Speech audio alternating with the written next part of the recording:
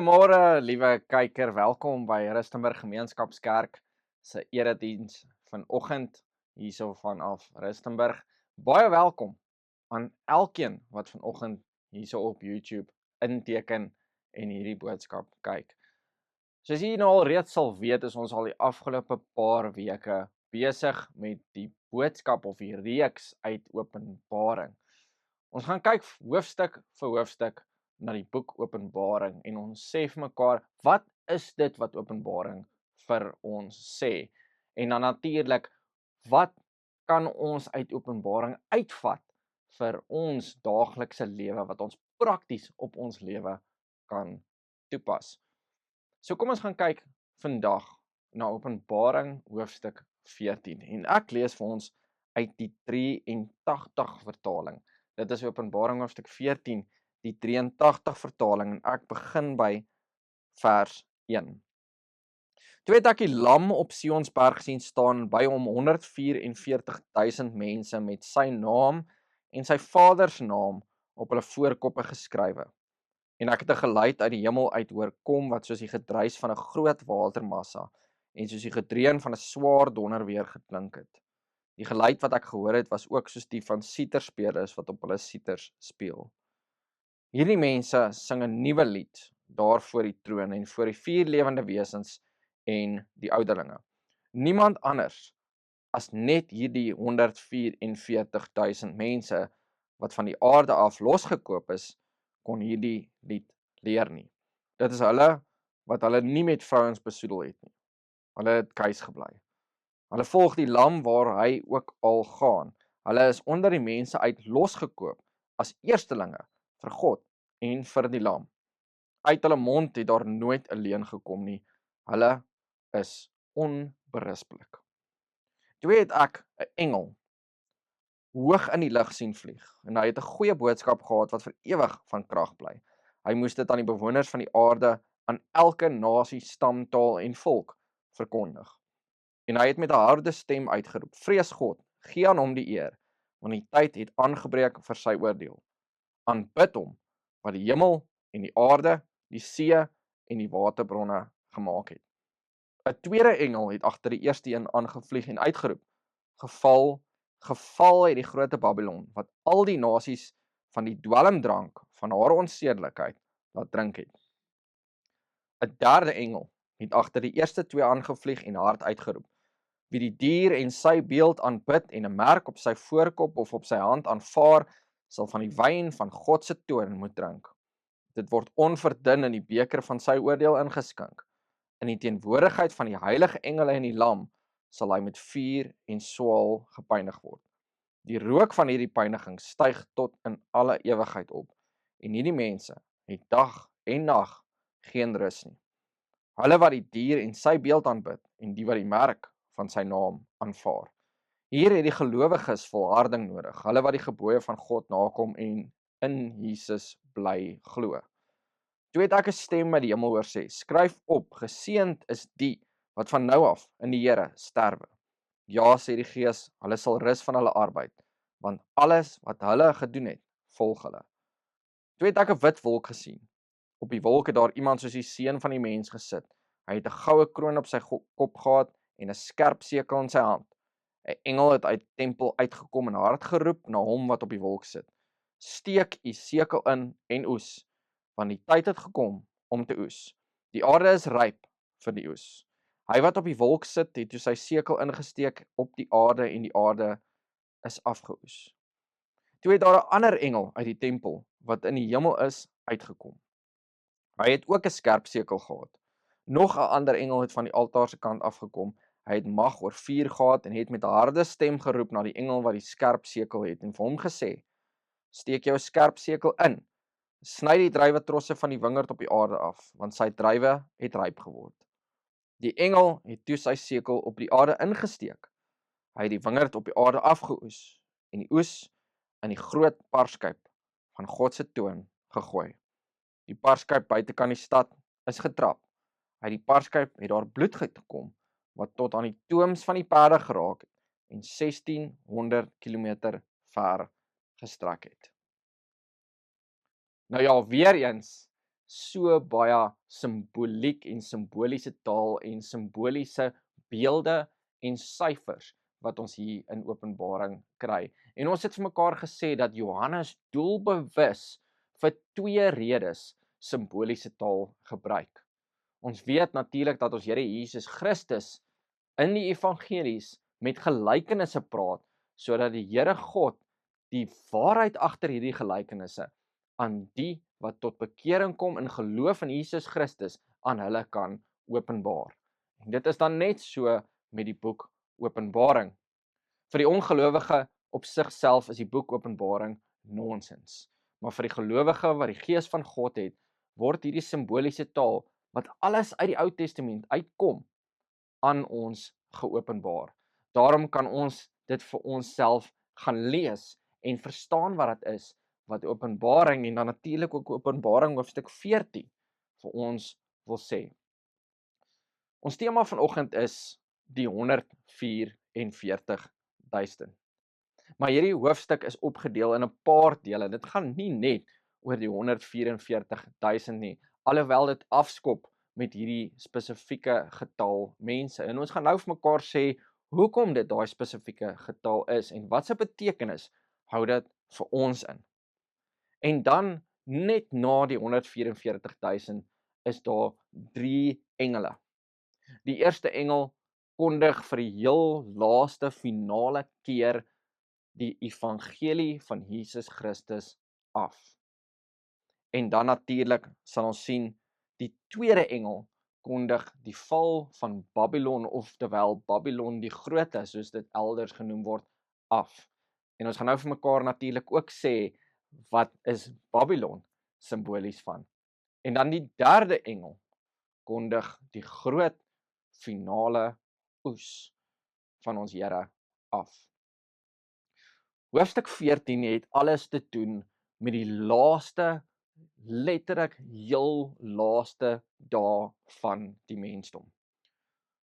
Daar's 'n paar goed wat hier gebeur, maar ons begin in hoofstuk 12 waar ons leer van ons Here Jesus Christus se lyding aan die kruis, waar ons leer van hoe hy opgeroep word na die hemel toe en waar die kerk uit sy opstanding uit voortspruit en uit die uitstorting van die Heilige Gees uit voortspruit. En dan in hoofstuk 13 bevind ons onsself in die hedendaagse konteks waar die hele wêreld in rebellie teen die Here God kom. En dan sluit ons af in hoofstuk 14 met die uiteinde van al hierdie goed.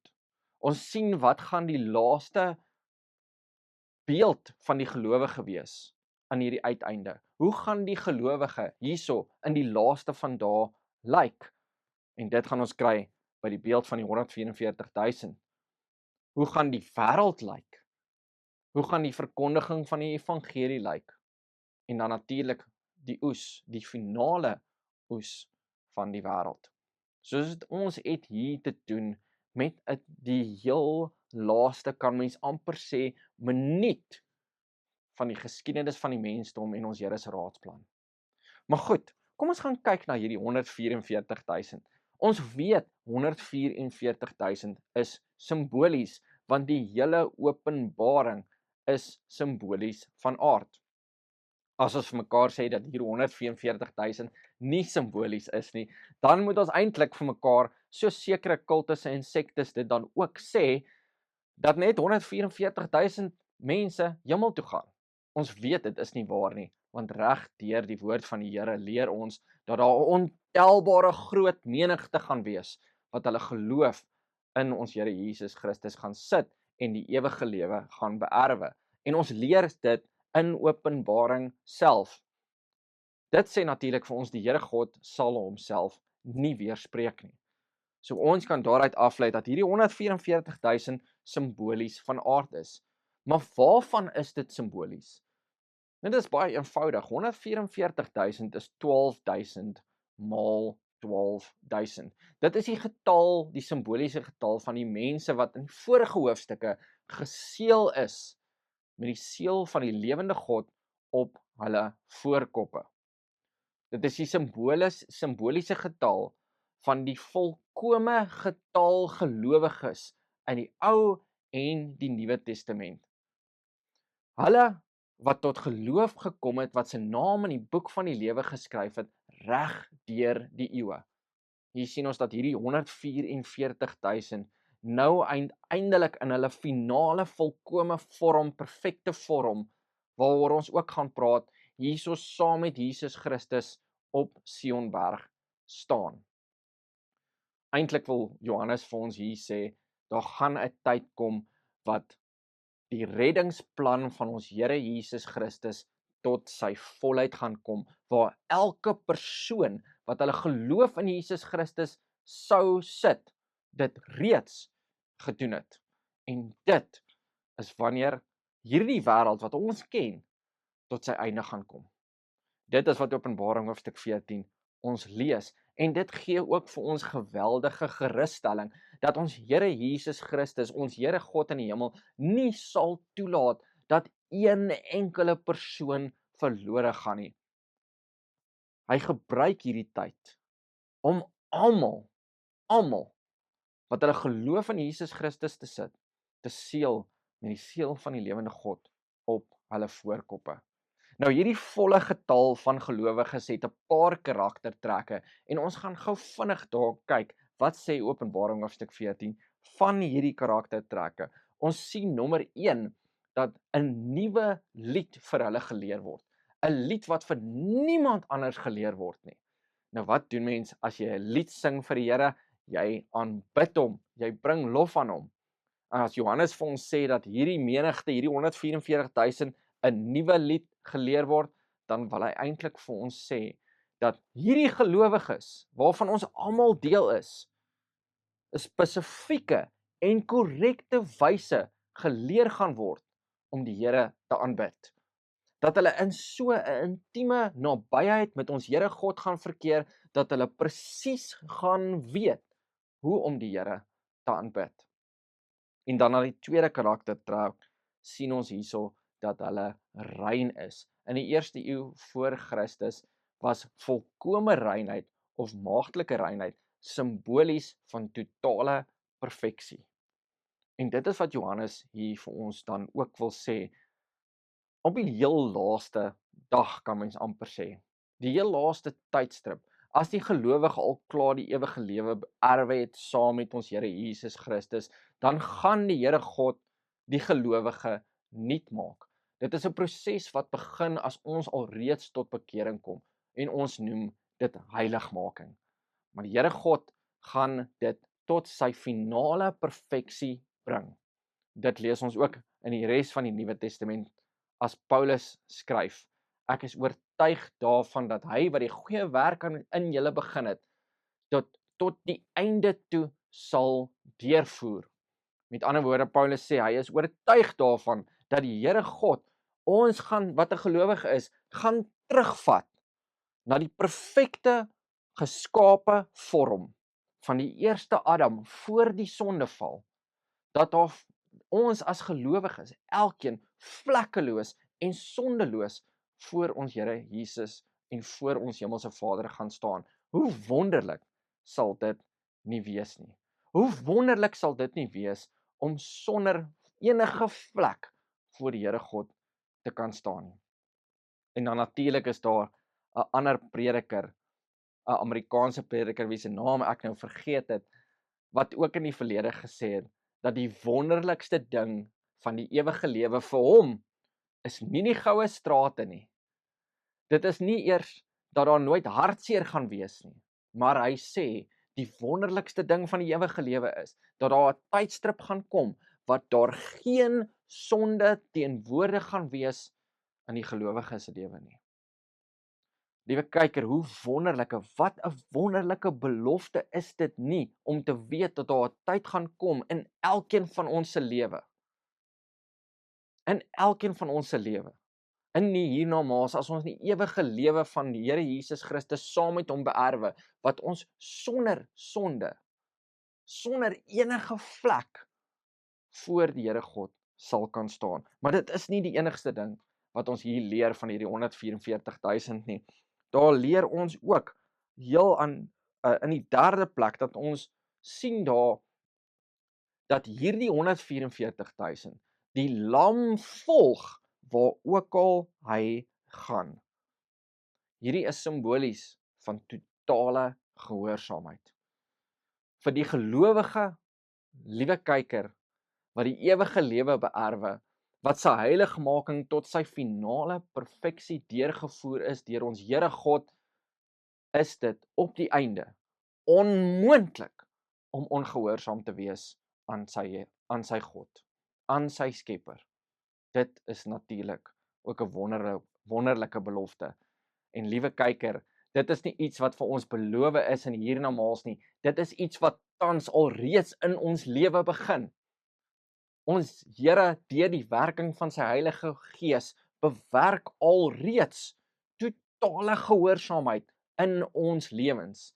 En Paulus gee vir ons deur die woorde, of die Heilige Gees gee vir ons deur die woorde van Paulus die belofte in die Nuwe Testament, dat die Here is die een wat dit gaan deurvoer, en dat hy dit sal deurvoer tot aan die einde van ons lewe.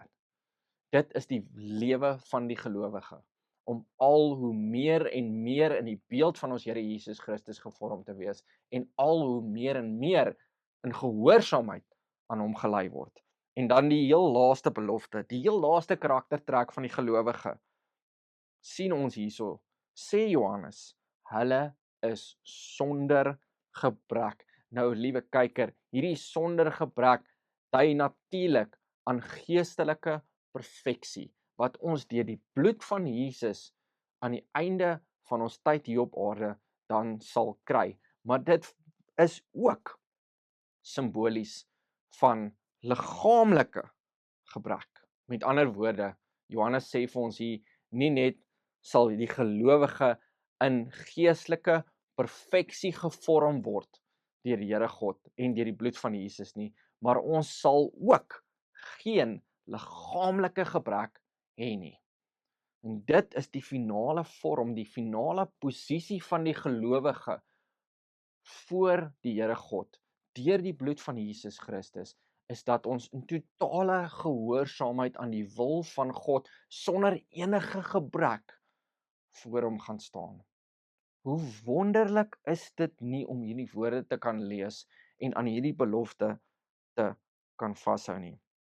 En dan kom ons by die tweede deel van die 144.000, of aan die tweede deel van hoofstuk 14, waar die engel uit die hemel, 3 engele uit die hemel, 3 verskillende goed aankondig. En die eerste engel kondig die heel laaste boodskap van bekering aan die mensdom, die heel laaste keer wat ons Here God sy hand uittrek na die mensdom en sê, vat tog net hierso, vat tog net hierdie geskenk van my seun Jesus Christus. Natuurlik is daar nog steeds mense, en dit is die hartseer ding, liewe kyker, wat dan vir daai uitnodiging nee sê. Mag dit nie een van ons wees nie. Mag ons nooit vir hierdie wonderlike uitnodiging nee sê nie. Maar mag ons, as ons dit nog nie gedoen het nie, vandag hierdie uitnodiging van die Here aanvaar. En dan aan die tweede engel kondig dan die val van hierdie misterieuse Babylon aan. Nou in die eerste eeu voor Christus of na Christus was Babylon die verteenwoordiging van alles wat in rebellie teen ons Here God, teen ons hemelse Vader kom. As Johannes praat van Babylon, dan verwys hy nie na 'n spesifieke stad nie, alhoewel hy ook 'n hele paar kere na Rome verwys as hy van Babylon praat. Maar wat Johannes na verwys, is elke menslike instansie of instituut of organisasie wat in rebellie teen die Here is, sê Johannes, gaan tot 'n val kom. Liewe gelowige, liewe kyker, ons as gelowiges maak baie keer die fout om vas te hou aan hierdie menslike instansies of organisasies, juis omdat hulle beloof dat hulle vir ons uitkoms gaan gee, juis omdat hulle beloof dat hulle vir ons redding gaan gee. Maar dit is 'n fout, liewe kyker. Daar is net een persoon wat kan red, en daar is net een persoon wat vir ons redding kan gee, en dit is die Here Jesus Christus. En dit is net die Here Jesus Christus in wie ons vertroue kan sit. Geen mens sal ooit al sy beloftes wat hy maak nakom nie, nie eers ek of jy nie. Dit sê die woord van die Here ons. En dit is wat Johannes ook hierso sê. Johannes verseker ons, en die Heilige Gees, deur monde van Johannes, verseker ons, dat hierdie instansies, wat party van ons miskien nou al klaar ons vertroue insit, gaan tot 'n val kom. Hulle gaan, hulle beloftes wat hulle gemaak het, verbreek. Ons gaan, as ons vertroue in hulle sit, teleurgestel word. Of dit nou finansies is, of dit die ekonomie is, of dit 'n politieke party of 'n politieke leier of 'n regeringsstelsel is, liewe kyker, daar is niks op hierdie aarde wat vir my en vir jou nie gaan teleurstel nie, behalwe die Here Jesus Christus. En dit is hierdie val van Babylon wat Johannes hierso afkondig. Johannes wil vir ons sê dat elke menslike instansie wat sê ek is die redder en wat nie die vinger wys na Jesus Christus en sê daar is die redder nie. Elke menslike instansie wat so in rebellie is teen die Here, gaan en moet tot 'n val kom. En dan die heel laaste engel bring die belofte dat daar aan die einde van die geskiedenis, aan die einde van God se raadsplan, gaan God kom en hy gaan ons vir hom vat. Hy gaan ons as gelowiges so te sê van die aarde af wegoes. Nou hoe dit sal lyk of hoe dit gaan gebeur, weet ons nie, liewe kyker. Openbaring in die woord van die Here leer ons nie. Ons weet nie of dit skielik gaan gebeur of oor 'n tydperk gaan gebeur of dit alreeds besig is om te gebeur nie. Al wat ons weet is die Here se belofte is dat elke liewe gelowige wat hulle vertroue in hom sit, gaan hy na hom toe bring. En dan daar in die arms van ons hemelse Vader sal ons tot in alle ewigheid wees. Liewe kyker, die boodskap van Openbaring hoofstuk 14 is 'n boodskap van wonderlike belofte dat die Here God beloof om sy raadsplan uit te voer en ons terug te vat vir hom. Dit is 'n belofte dat hy agter die een lammetjie, agter die een skaap aangaan, al is daar 99 wat al klaar by hom is. Die Here God sal nie toelaat dat net een skaap wegdwaal nie. Maar liewe kyker, miskien is daai een skaap jy. Miskien het ons weggedwaal.